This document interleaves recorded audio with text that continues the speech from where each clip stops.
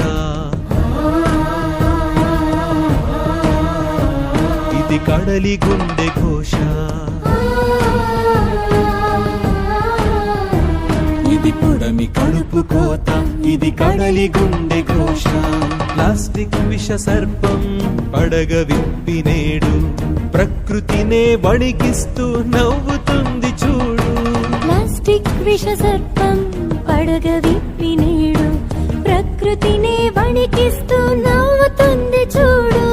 ఓ మనిషి, ఇకనైనా నీ తప్పును తెలుసుకో. ఓ మనిషి, ఇప్పుడైనా ప్లాస్టిక్ ను వదులుకో.